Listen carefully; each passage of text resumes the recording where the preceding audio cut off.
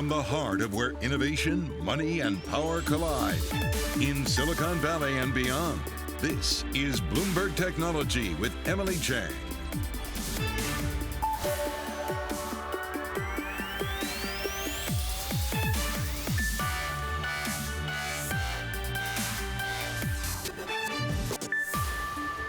I'm Emily Chang in San Francisco, and this is Bloomberg Technology. Coming up in the next hour, Beijing cracks down across the gaming industry in China, limiting the time kids can play games online to just 3 hours a week, and only on Fridays, weekends, and holidays. Chinese tech stocks slide yet again. We will discuss.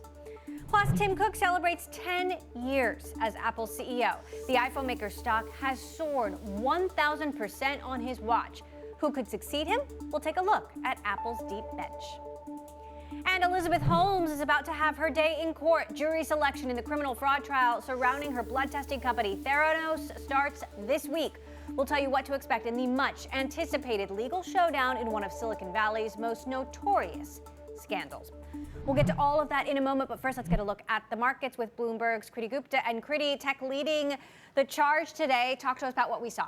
Absolutely, Emily. A defensive tone in the markets. You can really see it right behind me. The New York FANG index up a whopping 1.6%, helping the S&P 500 and the NASDAQ close at yet another record, lucky 53. The 53 record closes for the S&P 500 this year. What didn't do so well is the small cap index, the Russell 2000 in the red. And this isn't all that unusual. Let's just take a look at a broader term chart here of the NASDAQ 100 and small caps, because this is a little bit of a different story. That white line, you can see small caps outperforming year to date. And that's really flipped in the last month or so, with the NASDAQ 100 leading the way. And today was no different. So let's just look at some of the other tech subsectors that have done pretty well, because today it was a tech-friendly trade. Golden Dragon Index, those Chinese ADRs, semiconductors in the green as well. But sadly, the NASDAQ Biotech also ending in the red, Emily. That's the macro picture. Let's go to Ed Ludlow with the micro. Yeah, I'm looking at the biggest points movers on the NASDAQ 100. Moderna to the downside, down 3% after a report from Japan that country is investigating the vaccine, Moderna's vaccine, after 2 deaths of individuals who had taken it. Obviously, pressure there. At the opposite end of the spectrum, biggest points gain at Apple, up 3%. No real catalyst per se in the news cycle. But come with me into my Bloomberg terminal and look at this chart, because that move takes Apple's market cap to $2.5 trillion for the first time. You heard me right, Emily. $2.5 trillion, now being such a big contributor to the overall S&P 500 index. Incredible. Come back to me in the studio. The big story out of China, this limiting of playing of video games 3 hours a week for children. That's going to be a problem in my household. Obviously, I'm not a child, but a massive gamer. And we saw that play out in ADRs, US list stocks of those China companies. NetEase, kind of the biggest laggard, down 3.4%. It had been significantly lower, but paired some of those declines, Tencent following as well. And it's not just limited to China. We also saw Activision Blizzard down 1.6%. Emily. All right, Ed, we're going to continue to talk about that one more now. I want to get more on the new gaming restrictions in China. As Ed mentioned, investors reacting quickly to these escalating restrictions on the country's lucrative gaming industry. Here are some of the main takeaways from this crackdown. Children will be limited to playing video games to 3 hours most weeks. Gaming platforms like Tencent and NetEase can only offer gaming to children from 8 p.m. to 9 p.m. on Fridays, weekends, and public holidays. And all online games should be linked to a state anti-addiction system.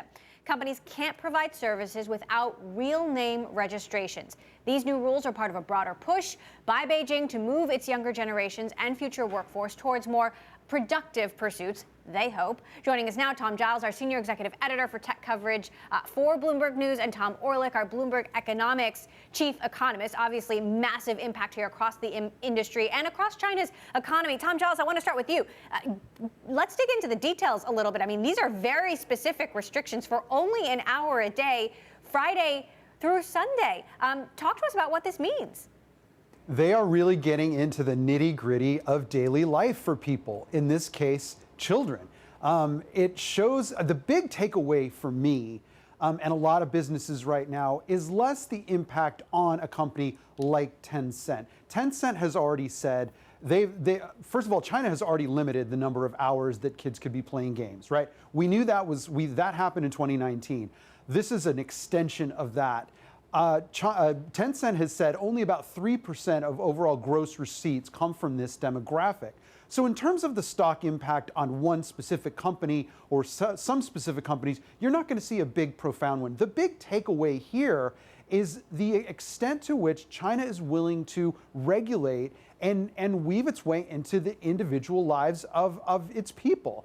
And you know, any sense you had that China might be letting up, tapping the brakes on this kind of what can we do to rein in the power of big tech in the country, that's not going away. This shows it's continuing, and now the question is, who's next and how much more? Now, Tom Orlik, this is part of a broader agenda for President Xi Jinping, but even this seems far more prescriptive than some other crackdowns the Chinese government has made. Why is this happening? So I think the Chinese Communist Party, Emily, are reminding themselves and the global markets of an important and often overlooked fact. They're communists.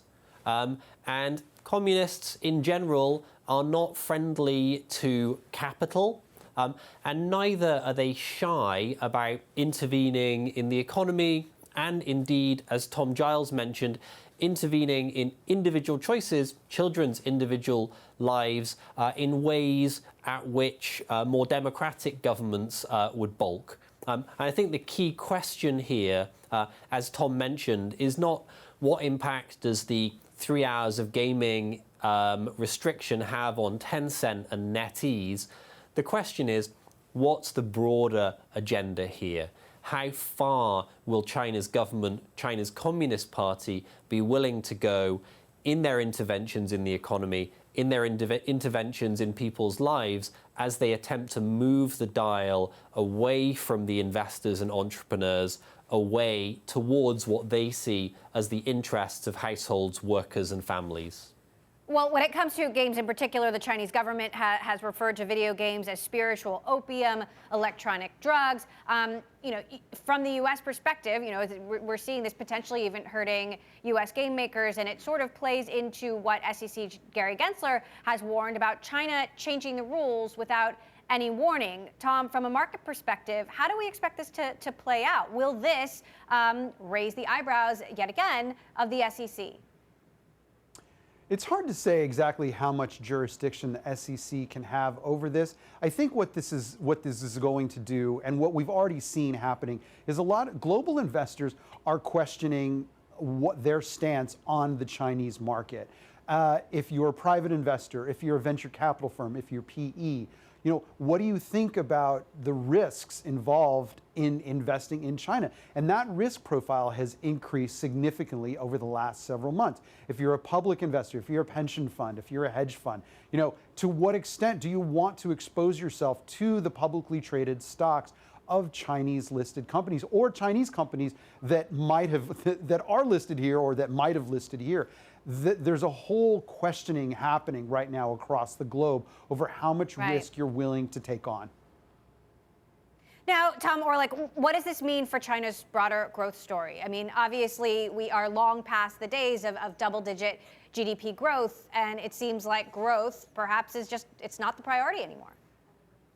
So I think if we could sort of see inside the minds of China's policymakers, Emily, they might push back on 2 points. The first is, well, is this fundamentally bad for growth? Is it good for growth for children to spend all of their time playing video games? Or would it be better if they spent more time puzzling over their maths books or their history books? Probably more time on education is going to be good for growth in the long term. The second important point is that China's leaders are taking a big bet on the importance of being big, right? If a small country, a relatively small country like a Mexico or a Vietnam made this kind of policy move, investors would be heading for the door, companies would be heading for the door. But this is China. China, on a reasonable base case, on a plausible base case, will be the biggest contributor to global growth and the biggest source of profits for multinational corporations in the next decade. China's leaders are taking a bet that that means they can regulate in a way that other countries won't be able to. Okay. Bloomberg's Tom Orlik and Tom Giles, something we're going to continue to follow, see how this one plays out. Thank you so much. Coming up, we're going to talk to the founder of IronNet Cybersecurity, General Keith Alexander, also former director of the U.S. National Security Agency. His cybersecurity firm just went public via SPAC. We'll have the latest next. This is Bloomberg.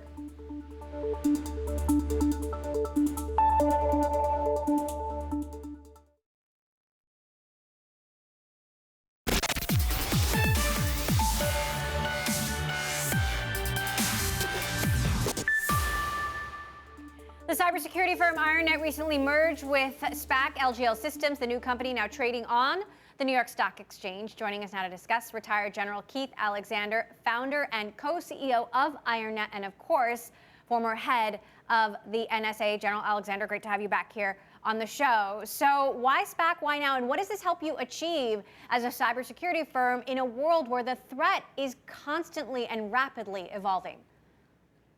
Great question. So why did we go public at this time? We have a unique offering in collective defense with some, I think, game-changing technical capabilities to detect threats with behavioral models. We thought this was the right time. We thought the SPAC process and going public would help us accelerate our growth. And I think the public and private sector need this capability today, so we're pushing it forward. You know, my time at NSA and Cyber Command, this was a gap that we saw. And the reason we created this company was to fill that gap. And that's how the public and private sector could create, if you will, a radar picture to see threats and attacks on our nation. It's interesting that you mentioned that gap. President Biden just met with big tech CEOs, including Apple CEO Tim Cook, Sundar Pichai, at Alphabet, Satya Nadella, at Microsoft, Andy Jassy, at Amazon, to talk about cybersecurity and what the private sector can do more. And he talked about the lack of talent to fill some of these jobs in cybersecurity and seemed to put the onus on the private sector to do more training. What do you make of that argument and that problem? Well, clearly, we need more people, and this is part of the problem. You know, when you think about the amount of information, it's doubling every year, the number of devices, the number of applications, all of that's growing and doubling every year. We can't double the number of people. So we have to do a push on people, and we have to make the technology grow and provide us greater capabilities. I'll give you a great case in point. Look at 90 mid-sized banks.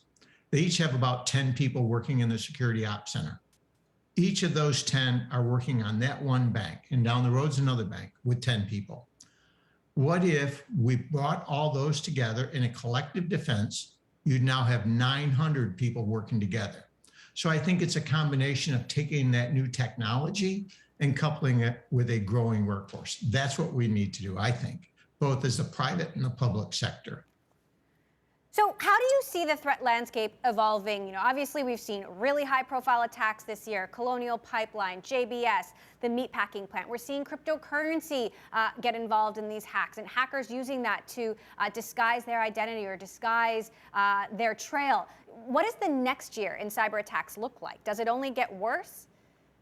I think it's going to continue to grow, and part of the reason is everything that we're doing is connecting to this network. 5G will increase it perhaps by an order of magnitude or more with the number of devices. This network is going to grow significantly. And with it will become all these gaps and vulnerabilities we just talked about growing as well. So we need to figure this out now and train as a nation. I do like the way the administration has put together the public-private partnership and working together. We absolutely need to do it. And we need to take it a step further with our allies. So when you think about this, that's the future where adversaries are going to attack us. It's easy to get there. You don't have to fly. You don't have to bring an army in. You can hit us in cyber. And we need to be prepared for that. Right. Now, we're in the middle of a historic moment, General Alexander. The United States has just announced we have officially and completely pulled out of Afghanistan. The last U.S. service members have left. We know that the Taliban is much more technologically savvy than they were 20 years ago. We can assume that other terrorist groups like ISIS-K are as well. From a cyber perspective, putting on your national security agency hat, what are the threats in cyberspace that you worry about here? Well, first, our thoughts and prayers should go out to the people of Afghanistan and to the families of those soldiers, sailors, airmen, Marines that were killed over the last week. We should keep them in our hearts and our minds. Having said that, so what is it that I'm concerned about? I think we saw destructive attacks back 9 years ago when Iran attacked Saudi Aramco and then threatened our financial sector. I think I am most concerned about those who have little to lose attacking our infrastructure with destructive attacks. To prevent that, this is where that public-private partnership really has to come together. You're going to see a China steal intellectual property. I don't think they will attack unless we get into a situation in the South China Sea or Taiwan. Same thing with Russia. I think they're going to be reluctant to attack. They're going to steal money, ransomware, and attacks on our infrastructure. But those countries like Iran and North Korea, who have little to lose, and if they get pinned into a place where they want to respond, as they did 9 years ago, they're going to do it again. That's what we need to be ready for. So it's a combination. And then you have these ransomware and hackers out there to get money. They're doing what they can to go after us. That's a lot of money our nation is losing. Add the intellectual property theft and the ransomware costs. This is huge. We've got to put a stop to it. That's our future. That's your children, my grandchildren's future. We need to fix that. So quickly, does the destabilization of Afghanistan change that picture, that balance of power in cyberspace at all? Quickly. I think everybody's got to be concerned about that. What happens with Afghanistan, going back 20 plus years, when you look at where it came from, what happened to our country in 9/11, we have to be concerned about it. We have to track that. It's not just a U.S. problem. The world has to come together to address this problem. And I am concerned about the destabilization, not only in Afghanistan, but in the region. What does that mean for us? And how are we going to work together to prevent that from happening? That's a really tough problem. Indeed. All right, General Keith Alexander, always good to have you here on the show. IronNet founder and co-CEO. Appreciate your insights there. Now, as we head to break, I want to take a look at Zoom Video. Shares are down more than 10% after giving a sales forecast that fell short of some analyst estimates. It's fueling concern that the company may have difficulty maintaining revenue growth as workers conduct fewer meetings remotely. Tuesday, we're going to be joined by Zoom CFO Kelly Steckelberg right here on Bloomberg Technology to find out more about the company's post-pandemic growth. This is Bloomberg.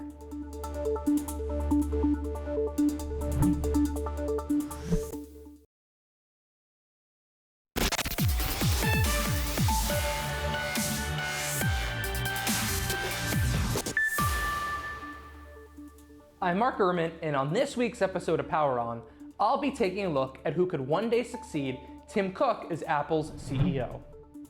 Cook has reached the 10-year anniversary in charge and was recently granted 1 million shares that pay out through 2025, ensuring that he will remain CEO for the next 5 years. But what about after that? Let's take a look at 4 potential successors. First, Jeff Williams, COO. If Cook were to step down in the next 5 years, look no further than him. He leads all of Apple's operations, the Apple Watch's development, and the company's design teams. Next, Greg Joswiak, head of marketing. He's been involved in product management for all products for several years, knows the company inside and out, and could certainly be capable of being Apple's next leader. Next, Deirdre O'Brien. She has seen it all in her 3 decades at Apple. Before becoming Apple's retail and human resources chief, she held several sales and operations positions. Lastly, John Turnus. He runs hardware engineering for all Apple devices outside of the Apple Watch. As the youngest member of Apple's executive team, if he became CEO in 5 years or so, he could probably hold on to that role for well over a decade. With Cook's departure probably at least 5 years away, someone else could certainly emerge. But with 1 decade in the rearview mirror, we're definitely on schedule to start looking towards the future. I'm Mark Gurman. This is Power On. Don't forget, you can sign up for Mark's weekly Power On newsletter at Bloomberg.com. Well, casino operator Wynn Resort says it'll spend more than $100 million this football season marketing its new sports betting app, WinBet. The news comes as the NFL approves WinBet as one of 4 approved sportsbook operators. My colleagues Romaine Bostic and Taylor Riggs caught up with Wynn Interactive CEO Craig Billings for this exclusive interview.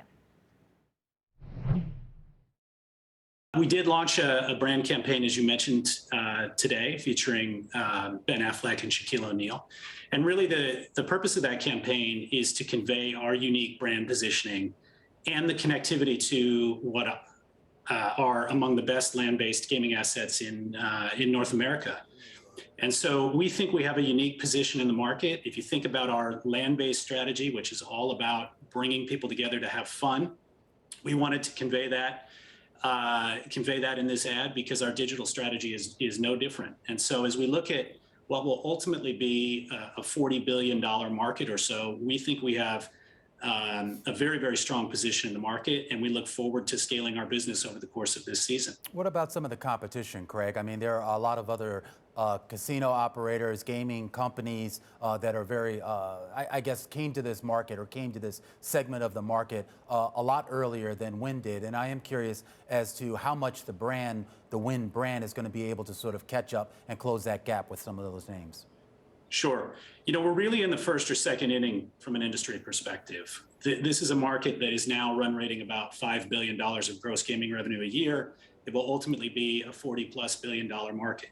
So we're in the very early innings. And the state-by-state nature of rollout means that it's not a kind of typical duopoly type of situation. It's very straightforward to carve out a competitive position in the market, particularly a market that large. Our brand has tremendous net promoter scores. It's an iconic brand, well known in the industry. And so we like our ability to compete.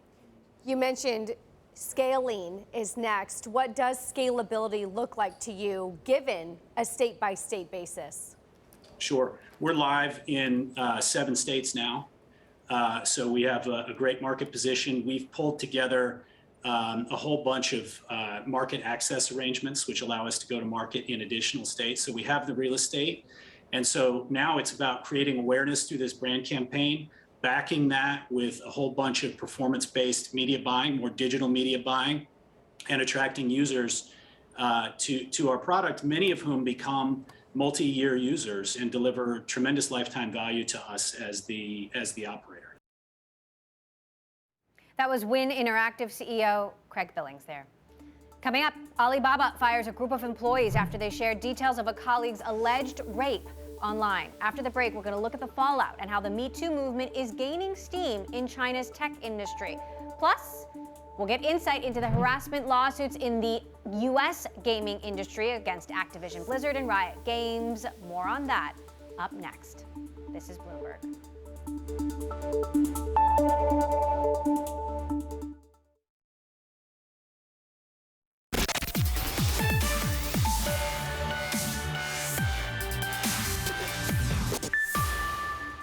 Welcome back to Bloomberg Technology. I'm Emily Chang in San Francisco. Chinese tech giant Alibaba has fired 10 of its employees for leaking accusations of sexual assault against a former manager.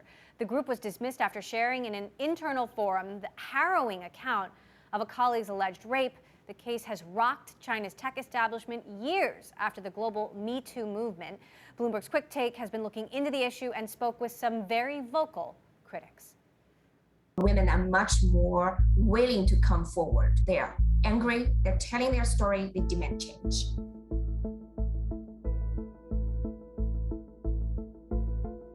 In early August, an employee at Alibaba, during one lunch break, she went to the cafeteria, then she held a loudspeaker and told all the employees in the cafeteria that there is a rape case. And then later she posted a very detailed, I would say, memo about what had happened. Then that memo eventually leaked on Weibo, then it became a nationwide discussion about sexual harassment, drinking culture, discrimination at the workplace. Since then, the accused Alibaba manager has been fired and arrested. 2 senior executives at the e-commerce giant have resigned, and its CEO Daniel Zhang called the company's handling of the incident a humiliation. China enacted a new civil code in January, Article 1010 of which outlined for the first time what sexual harassment is and made employers responsible for the supervision of sexual harassment in the law. So there are improvements, but then it's very limited. There's no details. There's nothing saying if the company is found responsible for sexual harassment in the workplace, what's the consequences? So I think there are a lot of more specified regulations to make this enforceable. And like, if it happens in the company, is there a support system in place in which they can safely report this issue?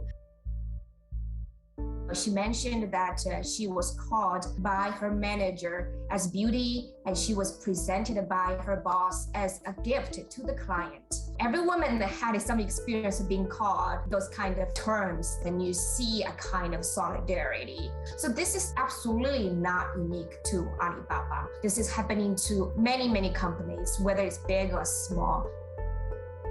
Recent incidents also highlight China's toxic drinking culture. 酒桌文化 drinking culture is that clients and employers and companies, they are supposed to drink. So it's like one has to outcompete the other to show respect. For example, if a person in a higher position drink a glass of wine, then you're supposed to show respect by drinking more wine. You're kind of pressured, peer pressured or professionally pressured to drink. And it's a situation that could easily, especially for women, be a bad situation. The Chinese Communist Party's anti-corruption watchdog says it's cracking down on a culture of heavy post-work drinking and replacing it with correct values. China has been slow to absorb lessons from the global Me Too movement. But the movement may be gaining momentum again with high-profile cases like Alibaba and Chinese-Canadian pop star Chris Wu, who was arrested and charged with sexual assault of a minor, something that Wu denies. To speak up in general is already a big step. To file protection orders or file for a legal case against someone for sexual harassment is another step up. It's not that there's more cases happening, it's just that people are willing to talk about it more because these things have been happening for like decades and decades. Women are much more willing to come forward. However, there are a lot of censorship online to women's rights groups, social media accounts. You see from one side, the government, its own state media saying, we should tame this drinking culture. We should not have those activities, events that are conducive to immoral behavior, karaoke. In a speech to the United Nations, Chinese President Xi Jinping has pledged to promote women's rights and interests. But activists say it's not enough. On the other hand, they don't want women to have their own voice, to organize together, to voice what they want. Meantime, the video gaming industry here in the United States is undergoing a Me Too reckoning of its own. California is taking legal action against the so-called bro culture at Activision, where women say they've been subjected to constant harassment, unequal pay, and retaliation. The lawsuit paints a disturbing picture of life for female employees, where men objectified women's bodies and openly joked about rape. In a separate filing, California is accusing Riot Games of using secret settlements to prevent workers from speaking to regulators. Joining us now, Ann Hand, the CEO and chair of Super League Gaming. And Ann, you are, of course, a veteran in this industry. You've been working on some of these issues and taking on some of these issues for a really long time. What do you make of the state of California taking on Activision, taking on a company like Riot Games in such a specific way? Yeah, I mean, it's just the realities, I think, of having a state that really has always put the employee first. And that's a good thing. That's one of the many benefits of living in California. Sometimes the taxes don't make you feel so good, but certainly fairness and employee treatment has always been top of mind. So it doesn't surprise me at all that California has done that. I think that obviously as well, there is a pattern there, and there's enough of a frequency that they're trying to send a bit of a wake-up call. But the reality is these behaviors cut across many industries. I was new to the gaming industry about 6 years ago. And of course, there were some of these impressions or images that you had heard about the industry not being as welcoming. Now, I had a different experience. I found it to be very collegial and welcoming. I felt there was a lot of respect for my background and the way I've proven myself in different industries. But this is really about the fact that other industries and many companies all go through crisis. And as they do, there's a lot of lessons learned when you later look back. For me, I look at the companies, and in one case with Riot, you see a company that went from being very small and young to explosive growth. And when you grow that fast, you need to catch up with the right kind of governance and processes and the maturing that the company needs to do. And then with Activision, look, this has been a very successful company, well established for a long time, and company cultures shift and erode over time too. And that's where you've got to keep an eye on those weak signals. Now, Activision CEO Bobby Kotick said in a statement, "It is imperative that we acknowledge all perspectives and experiences and respect the feelings of those who have been mistreated in any way. I'm sorry that we did not provide the right empathy and understanding." And the Me Too movement happened, here in the U.S. years ago. Gamergate was years before that. How much progress do you think the gaming industry has actually seen? Yes, this happens across all industries, but the gaming industry is really interesting in that you also have at the same time the demographics of the people playing these games. More women, more young girls playing these games, which is why it's so important to have a diverse culture when you look at the people who are making the games for this broader audience. Yeah, it is kind of ironic, isn't it? Right? You'd say, hey, in the US, 55% of gamers are male, 45% female. Gaming is a place where everybody can be of equal footing in that virtual environment. So in some ways, it's very democratizing and liberating, regardless of your gender. But equally to what we do know is gaming has some toxicity built into it. And some of that comes from the anonymity a bit. I think when you look at the cultures of companies, it's a tough one. Super League has had a lot of growth. We're now, at 80, 90 people, very different than 5 years ago when there were about 8 of us, huddled in a corner of an office. So, as you get larger, you have to establish more, as I said, those mechanisms to identify these patterns that are happening in the culture.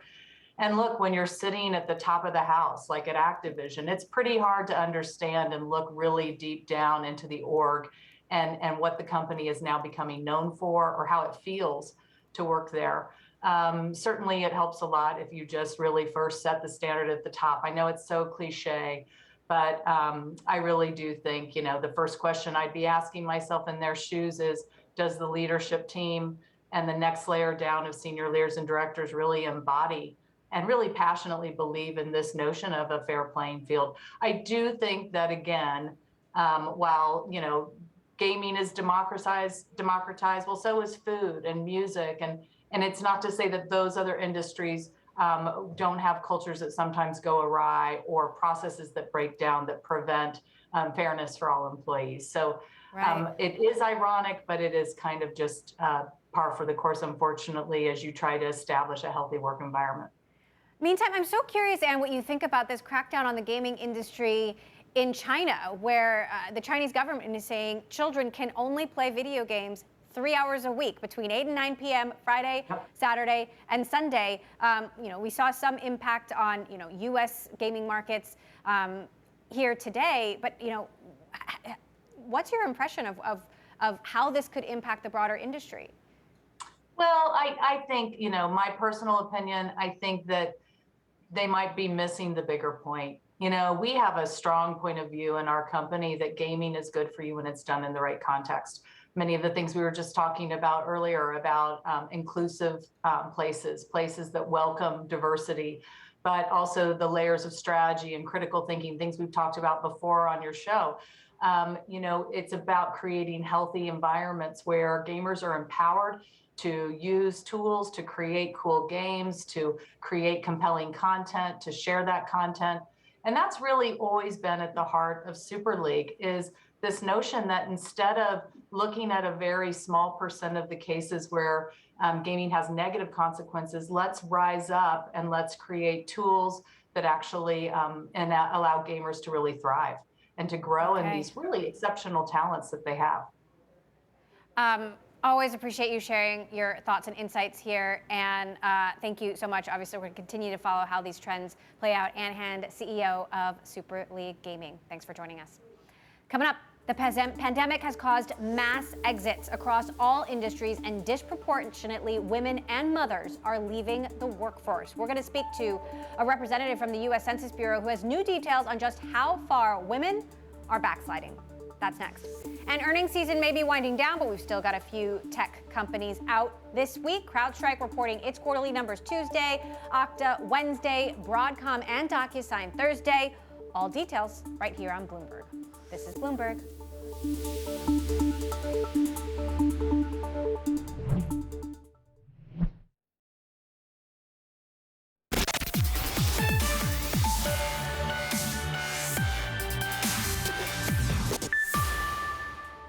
All right, we have some breaking news now out of Apple. Apple said to be adding satellite capabilities to iPhones for emergencies. Future iPhones, this is how this will work, will be able to send SOS texts via satellites in the case of emergencies. They're planning a satellite-based tool for reporting emergencies specifically. We're going to look into this story more, bring you more details as you have it. This coming from my colleague, Mark Gurman.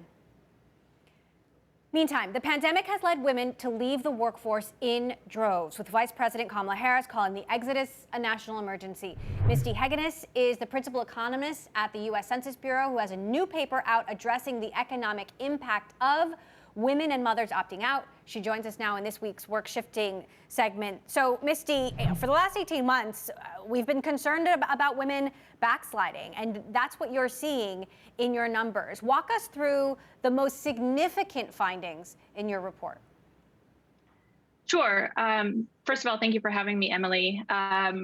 I have been looking at the situation of particularly mothers of school-age children and parents of school-age children during the pandemic. And the most significant components of this new report that I have coming out really focus on this issue of telework-able jobs. And so I look at whether or not mothers slid back from active work status, meaning they had a job and they were actively participating in that job, based on whether or not their job was telework feasible. And the findings are really interesting because basically, if you look at mothers who were in non-telework able jobs, you're really seeing a demand side of the story where employers that had to shut down, they shut down and everybody lost their jobs. And there wasn't a disproportionate impact on mothers and fathers in that case. However, with telework able jobs, what we did see and what my report shows is essentially, telework saved a lot of businesses, it saved a lot of jobs, and it really did a good job of doing that for essentially everybody but mothers. Mothers in telework able jobs took a really significant hit in their ability to stay attached to the labor market, in their ability to be actively working, meaning they weren't on leave and they weren't unemployed. That was one of the most interesting things I pulled out, is that remote work actually hasn't helped save mothers, which I thought was fascinating.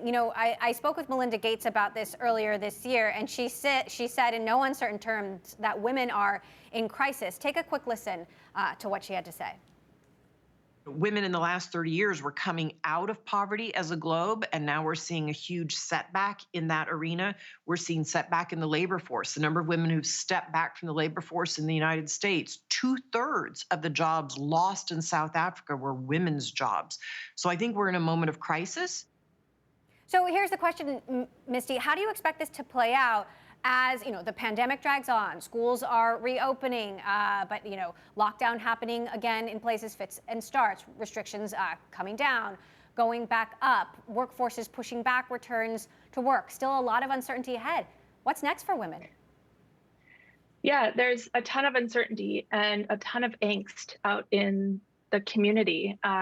With the Delta variant, it's really unclear how school is going to play out this fall. Lots of schools are going back to in-person, but you see again and again parents telling stories of how somebody in the classroom had COVID and everybody had to go home for 2 weeks. And that's really a challenge for working parents, particularly mothers, to be able to continue actively working when their kids are being pulled in and out of school.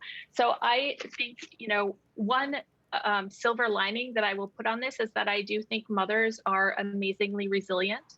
And so, they do tend to take a hit when there's transitions with kids schooling, but they bounce back relatively quickly. And so, I personally have been very impressed with the ability of mothers, of those who have been able to hang on to their jobs and have been able to, continue working throughout all of this chaos. I think if anything, this really shows us that we do need to make sure we have supports around childcare systems for children if we really want women to be equal in the workforce. Absolutely. Misty Hagenes, thank you so much for your work on this. Principal economist at the U.S. Census Bureau. We really appreciate you bringing this all to light for us. Meantime, Robinhood shares ending the day down more than 6%. This after SEC Chair Gary Gensler told Barron's in an interview that a full ban of payment for order flow is, quote, on the table. The practice involves sending customer trades to financial firms to execute and accounted for 80% of Robinhood's first quarter revenue. There has been controversy stirring about payment for order flow over the course of the last year. We'll be watching how that one plays out.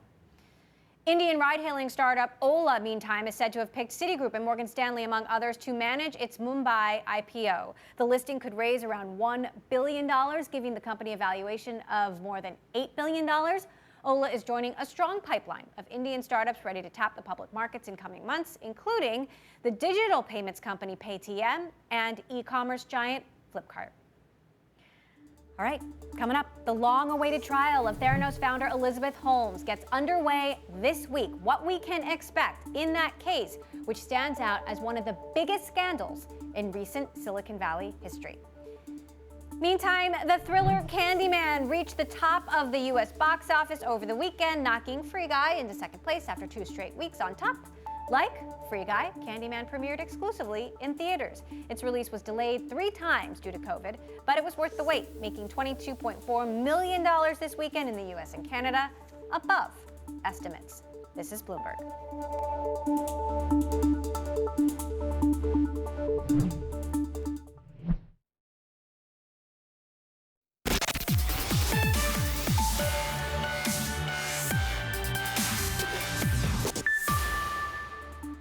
Jury selection will get underway this week in a legal case that has transfixed Silicon Valley and beyond.